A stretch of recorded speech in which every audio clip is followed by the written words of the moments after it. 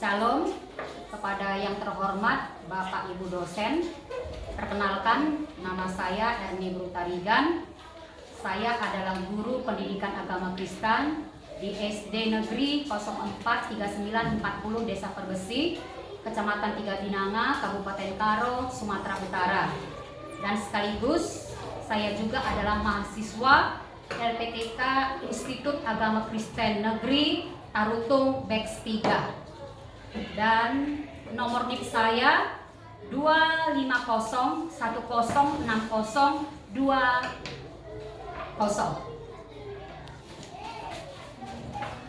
Ya, dan saat ini saya sedang melakukan uji kinerja praktek mengajar di SD 043940 Perbesi untuk kelas 5 dengan materi menjadi manusia baru. Demikianlah video pembelajaran saya. Terima kasih. Selamat pagi anak-anak ibu. Selamat pagi, Bu. Apa kabar hari ini? Baik, Bu. Ya, kita bersyukur kepada Tuhan kita Yesus Kristus karena kasih dan kuasa-Nya hari ini kita bisa ada di sekolah ini untuk melaksanakan pembelajaran kita. Ya, sebelum kita memulai pembelajaran kita akan terlebih dahulu berdoa dan bernyanyi. Akan bernyanyi terlebih dahulu, Bapa Engkau baik. 1, 2, 3, ya. Bapa Engkau baik. Bapa Engkau baik.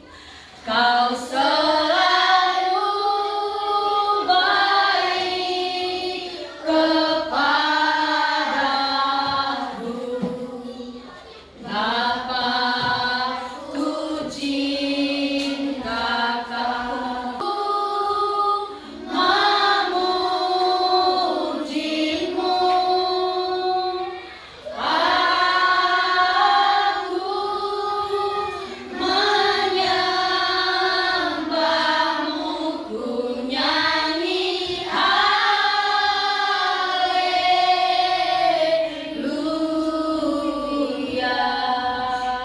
Baku cinta.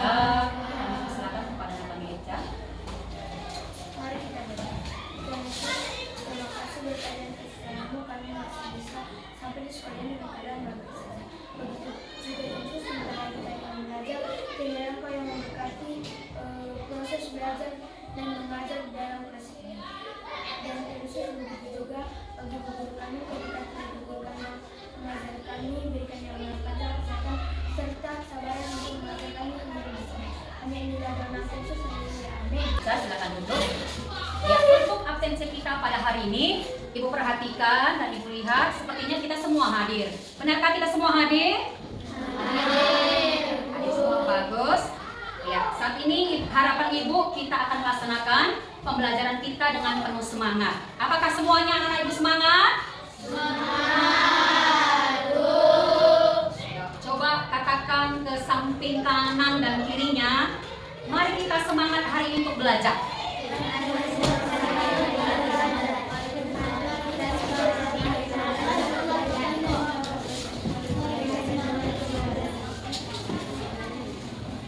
Ya, sudah semuanya? Ya. Baiklah, sebelum kita akan memulai pembelajaran kita, Ibu mau mengingatkan pelajaran kita yang sudah berlalu. Ya. Kira-kira apakah kita masih ingat pelajaran kita yang sudah lewat? Ingat, coba kita sebutkan sama-sama. Pelajaran kita yang sudah lalu. 1, 2, iya. Yesus disalibkan, mati dan bangkit bagiku. Ya, Yesus disalibkan, mati dan bangkit bagiku.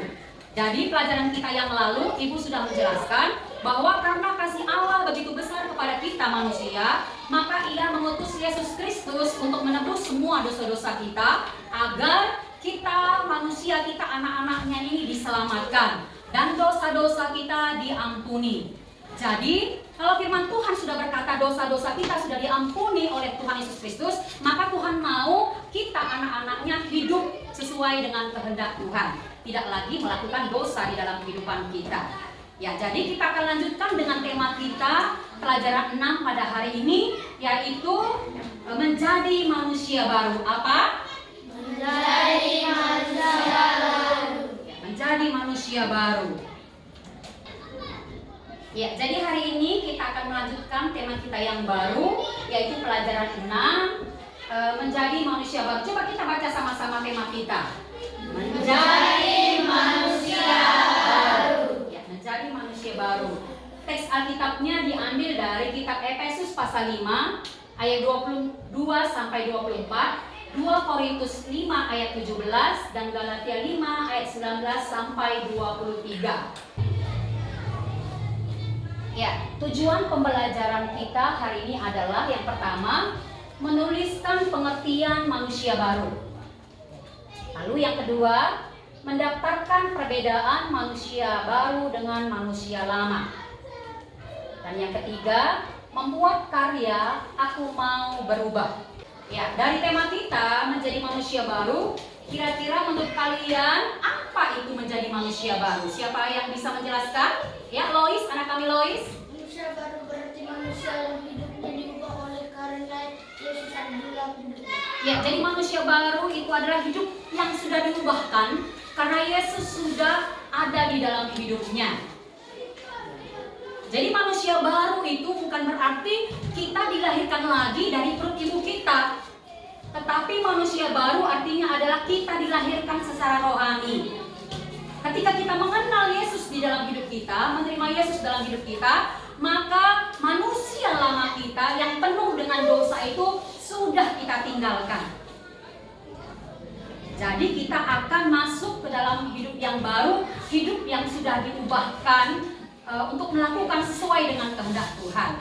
Ya, jadi di sini Ibu membawa satu gambar alat peraga untuk kita, menggambarkan tentang bagaimana itu manusia lama. Coba perhatikan gambarnya. Ya, sudah nampak semuanya? Ya. Ya, ini lihat, ini adalah gambar tentang kehidupan manusia lama. Gambar hatinya itu sangat hitam. Ya. Dan juga yang ada di dalam hati kita ini ada siapa? Gambar iblis. Dan juga ini gambar-gambar binatang ini adalah artinya mewakili tentang sifat-sifat dosa manusia. Jadi artinya manusia lama itu adalah hidup kita sudah dikuasai oleh dosa. Kita sering sekali menuruti perbuatan-perbuatan dosa di dalam kehidupan kita. Ya, itu tadi manusia lama ya. Lalu hal yang kedua tentang manusia baru. Ibu perlihatkan lagi gambarnya. Sedangkan manusia baru itu apa?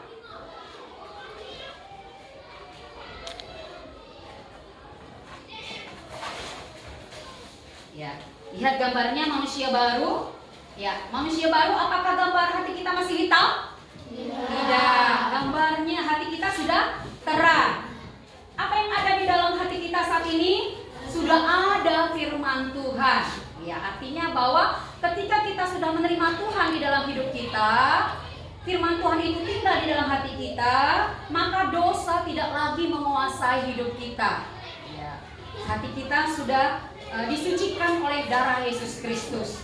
Dan setelah kita menjadi manusia baru, maka kita akan belajar terus-menerus untuk mengikuti sesuai dengan firman Tuhan, untuk melakukan yang sesuai dengan kehendak Tuhan. Ya, mungkin tentang manusia lama dan manusia baru, apakah anak-anak ini sudah mengerti? Ya. Baiklah. Jadi untuk lebih mendalam pelajaran kita saat ini, kita akan melihat satu kisah di dalam Alkitab, di dalam Kisah Para Rasul 9 ayat 1 sampai 19, yaitu tentang kehidupan Saulus yang diubahkan oleh Tuhan menjadi Paulus. Ya. Ibu akan tayangkan satu video bagaimana seorang hidup Paulus yang penuh dengan kejahatan dulu ketika dia belum kenal Tuhan, tapi setelah dia mengenal Tuhan, hidupnya diubahkan oleh Tuhan menjadi alat untuk memberitakan Injil Tuhan. Saulus menjadi Paulus Sumber dari Alkitab Perjanjian Baru, Kisah Para Rasul pasal 9 ayat 1 sampai 19.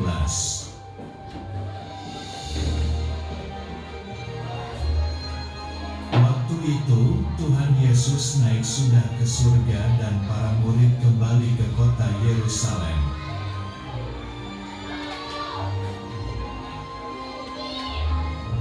Tapi ada orang jahat, dia tidak suka orang Kristen. Namanya adalah Saulus, dia tidak percaya Tuhan Yesus.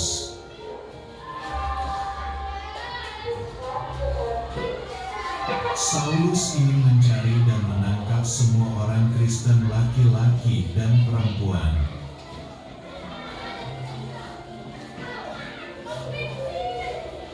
Suatu hari ketika Saulus pergi ke kota Damsyik, ada sinar terang muncul dan dia rebah ke tanah.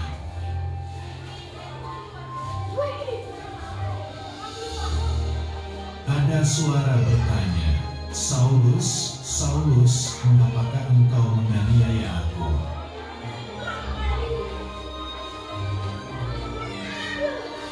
Lalu Saulus menjawab, "Siapakah engkau, Tuhan?" Suara itu berkata, "Akulah Yesus yang kau aniaya itu."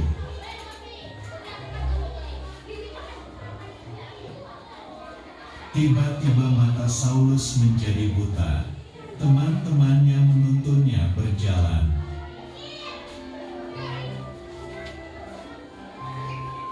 Tiga hari kemudian, Tuhan menyuruh Ananias untuk menyembuhkan mata Saulus yang buta.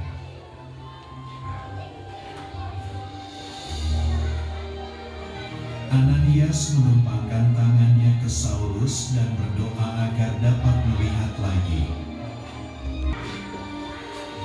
Lalu ada selaput yang jatuh dari matanya dan Saulus dapat melihat lagi.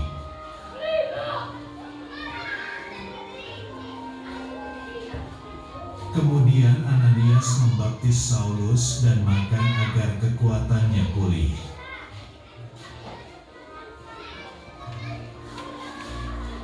Saulus tinggal bersama murid-murid Tuhan Yesus untuk berdoa dan belajar firman Tuhan.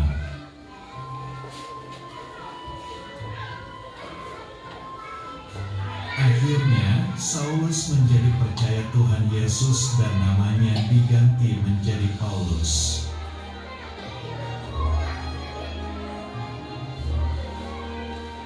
Ayat hafalan. Percayalah kepada Tuhan Yesus Kristus dan engkau akan selamat. Kitab Kisah Para Rasul pasal 16 ayat 31.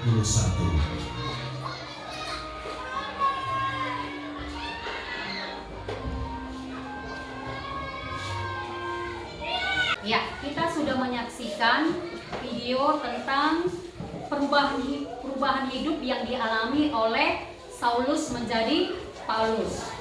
Jadi dalam kisah ini tadi diceritakan bahwa sebelum mengenal Tuhan, Paulus itu melakukan banyak kejahatan. Seperti dia memenjarakan orang-orang Kristen, dia juga menganiaya orang-orang Kristen. Tapi setelah dia percaya kepada Tuhan, maka dia menjadi alat Tuhan untuk memberitakan Injil. Jadi untuk lebih mendalam lagi kita mengetahui atau mempelajari pelajaran kita dengan tema menjadi manusia baru, kita akan membuat diskusi kelompok. Ya, kelompok ini akan dibagi menjadi 4. Ibu akan membagikan pertanyaan masing-masing ke setiap kelompok.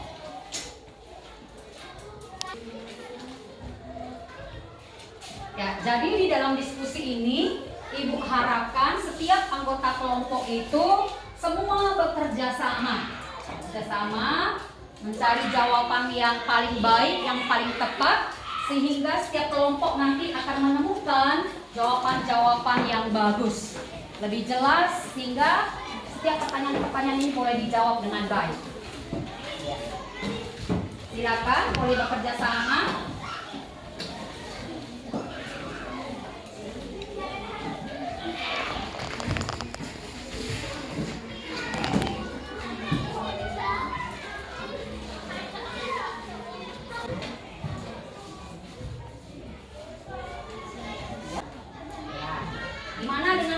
3. Siswa Bapak sudah mengerti ya?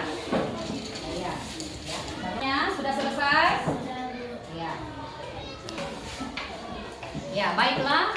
Setelah setiap anggota kelompok itu sudah berdiskusi, maka Ibu minta setiap ketua kelompok akan mempresentasikan hasil diskusi kalian masing-masing. Kepada kelompok 1 kami persilahkan ketua kelompoknya untuk maju ke depan. Kami dari kelompok 1 akan membacakan hasil diskusi kami. Pertanyaannya, nomor 1. Dari video kisah tentang pertobatan Saulus, apa yang membuat Saulus berubah? Jawabannya, ketika Saulus berjumpa dengan Yesus melalui cahaya yang memancar dari langit. Pertanyaan yang kedua, perubahan apa saja yang dialami Saulus? Jawabannya, setelah Paulus berjumpa dengan Yesus, maka hidup Saulus menjadi berubah. Dulu ia membenci orang-orang Kristen, menangkap dan memenjarakan, bahkan membunuh orang Kristen. Tetapi hidupnya berubah menjadi pengikut Kristus, belajar firman Allah dan menjadi pemberita Injil. Dan mulai saat itu namanya berubah. Saulus menjadi Paulus yang artinya rendah hati. Sekian dan terima kasih. Ya, untuk Kami dari kelompok 2 akan membacakan hasil diskusi kami. Pertanyaan nomor 1. Menurutmu apakah perbedaan antara manusia lama dengan manusia baru? Jawabannya, manusia lama adalah gaya hidup yang menuruti keinginan diri sendiri dan akan menuntut kebinasaan. Sedangkan manusia baru adalah manusia yang hidupnya diubahkan oleh karena Kristus sudah ada di dalam hidupnya. Pertanyaan nomor 2. Baca teks Alkitab Galatia 5 ayat 19-20 dan Galatia 5 ayat 22-23. Dari teks Alkitab tersebut, tulislah contoh-contoh hidup lama dan contoh-contoh hidup baru. Jawaban nomor 2. Contoh-contoh perbuatan manusia lama menurut Galatia 5 ayat 19-20, yakni 1. Percabulan, 2. Penajisian, 3. Hawa nafsu, 4. Penyembahan berhala, 5. Sihir, 6. Permusuhan, 7. Perselisihan, 8. Iri hati, 9. Amarah, 10. Kepentingan diri sendiri, 11. Perpecahan, 12. Kedengkian. Contoh Galatia 5 ayat 22-23. 1. Kasih, 2. Sukacita, 3. Damai sejahtera, 4. Kesabaran, 5. Kemurahan, 6. Kebaikan, 7. Kesetiaan, 8. Kelemah lembutan, 9. Penguasaan diri. Sekian dari kami kelompok 2. Terima kasih. ya, Presentasikan hasil diskusi kami. Pertanyaan nomor 1. Menurutmu apa saja yang perlu diubah oleh Allah dalam hidupmu? Jawabannya, malas berdoa, malas baca Alkitab, melawan orang tua, mengejek teman, cakap kotor, dan malas. Sekian dan terima kasih. ya. Kelompok 4, kami akan mempresentasikan hasil diskusi kami. 1. Bagaimanakah caranya agar kamu bisa mengalami perubahan dalam hidupmu? Jawabannya, dengan rajin berdoa, membaca Alkitab, beribadah kepada Allah, maka dengan itu hidup kita akan dipimpin Roh Kudus untuk melakukan yang baik dan benar. Inilah hasil diskusi kami. Terima kasih. Jadi Ibu tadi sudah membagikan beberapa pertanyaan dan anak-anak Ibu sudah menjawab lewat buku kita yang sudah ada dan juga Alkitab yang sudah ada di meja kalian masing-masing. Ya, sekarang sebagai tugas yang terakhir kepada setiap anggota kelompok, Ibu akan bagikan kertas ini. Kertas ini sebagai tempat kalian nanti menulis satu karya puisi yang berjudul Aku Ingin Berubah. Ya, buat karya yang kreatif. Ya, anggota kelompok, ya.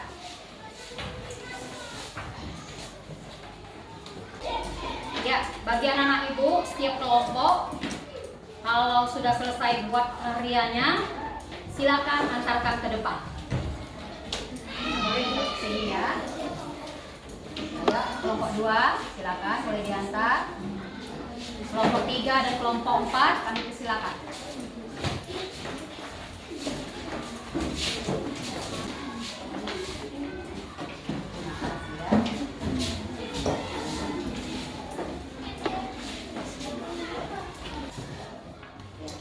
Jadi pembelajaran kita hari ini dengan tema mau menjadi manusia baru sudah Ibu terangkan tadi dari awal sampai selesai, dan juga di dalam diskusi kelompok masing-masing pada saat ini. Ya, mungkin Ibu mau bertanya kepada kita di antara siswa, siapa yang bisa menyimpulkan pembelajaran kita pada hari ini? Coba angkat tangannya. Kesimpulan 1, bahwa setiap orang yang sudah percaya pada Yesus harus mengalami perubahan hidup. Kesimpulan, kita harus berubah dalam pikiran, perkataan, dan perbuatan yang sesuai dengan kehendak Allah. Saya Bu, Yes. Allah akan menolong kita untuk berubah menjadi manusia baru jika kita rajin berdoa dan baca Alkitab. Ya. Ya, terima kasih untuk anak-anak Ibu yang sudah menyimpulkan pembelajaran kita pada hari ini. Dan untuk menutup pembelajaran kita, Ibu membuat ada 4 kesimpulan kita pada hari ini. 1, manusia baru bukan berarti manusia yang dilahirkan secara jasmani, tetapi manusia yang dilahirkan secara rohani. 2, untuk menjadi manusia baru kita harus menanggalkan manusia lama dan mengenakan manusia baru yang dipimpin oleh Roh Kudus, sehingga akan memampukan kita melakukan seperti yang Tuhan kehendaki.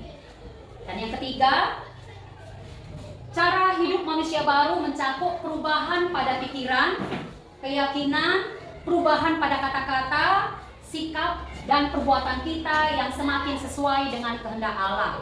Dan yang terakhir, kita dapat mengalami perubahan jikalau kita rajin berdoa, baca Alkitab, beribadah, maka Roh Tuhan akan menolong kita agar kita mengalami perubahan di dalam Tuhan. Demikianlah pembelajaran kita hari ini. Apakah anak-anak Ibu sudah mengerti semuanya? Sudah, Bu. Yang menjadi refleksi bagi kita semua, anak-anak Ibu, melalui pembelajaran kita pada hari ini, aku mau menjadi manusia baru. Ya. Hal yang pertama, mari kita akan bersama-sama mau mengalami perubahan di dalam hidup kita. Dari manusia lama yang penuh dengan dosa, ya kalian tadi sudah dalam diskusi mengatakan bahwa contoh-contoh hidup lama tadi itu contohnya malas membaca Alkitab, malas berdoa, melawan orang tua, suka cakap kotor, dan lain sebagainya. Biarlah manusia lama kita itu, kebiasaan lama kita itu kita tinggalkan. Dan kita mau mulai hari ini setelah pembelajaran ini akan melakukan hal-hal yang sesuai dengan kehendak Tuhan. Contohnya tadi menjadi manusia baru itu ya dengan rajin beribadah, ya kan, membantu orang tua, menolong teman, mengerjakan PR, semangat di dalam belajar. Nah, jadi akan terlihat perubahan di dalam hidup kita. Ketika kita sudah menerima Tuhan dan sungguh-sungguh mengikut Tuhan, akan terlihat perubahan di dalam hidup kita masing-masing. Ini sebagai tugas terakhir lembar kerja siswa, Ibu akan membagikan beberapa pertanyaan untuk setiap siswa.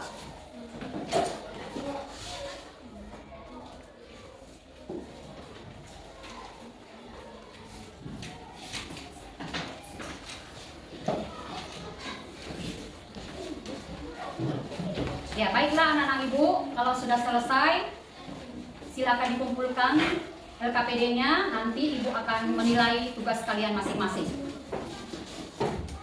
Ayo dari kelompok 1 silakan angkat ke depan.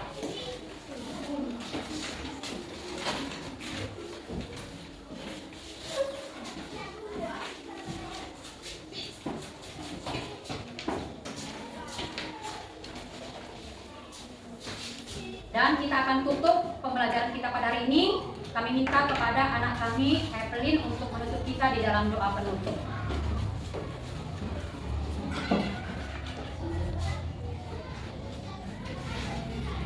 Teman-teman, marilah kita berdoa. Terima kasih ya Bapak, terima kasih Roh Kudus atas berkat-Mu dari awal pelajaran kami di saat ini. Tuhan menyertai kami dan pada hari ini saja. Ya Bapak, kami sudah selesai belajar. Kau menyertai kami. Ya Bapak, bagi guru kami telah dia kesabaran untuk mengajar kami anak